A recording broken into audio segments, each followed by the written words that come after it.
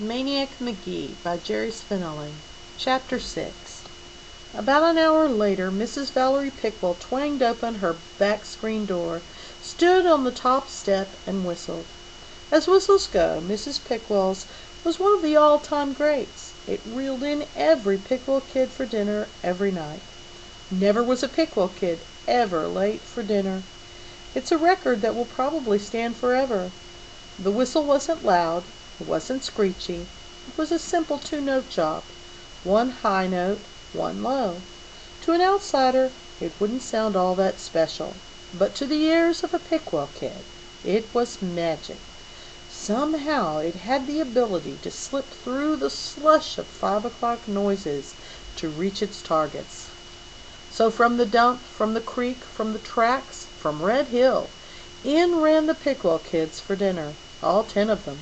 Add to that the parents, baby Dee Dee, grandmother and grandfather Pickle, great-grandfather Pickle, and a down-and-out taxi driver whom Mr. Pickle was helping out. The Pickles were always helping out somebody.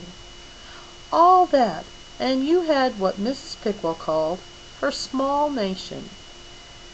Only a ping-pong table was big enough to seat them all, and that's what they ate around. Dinner was spaghetti. In fact, every third night dinner was spaghetti.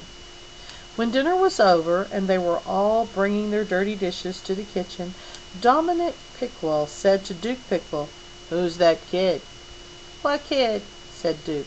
"The kid next to you at the table." "I don't know. I thought Donald knew him."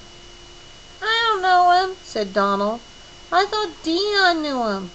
"I never saw him," said Dion. "I figured he was Deidre's new boyfriend."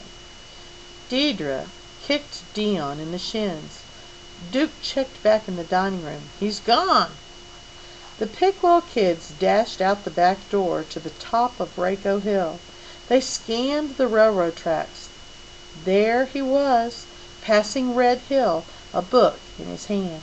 He was running, passing the Spearfield now, and the Pickle kids had to blink and squint and shade their eyes to make sure they were seeing right, because the kid wasn't running on the cinders alongside the tracks, or the wooden ties. No, he was running where the Pickles themselves, where every other kid had only ever walked, on the steel rail itself.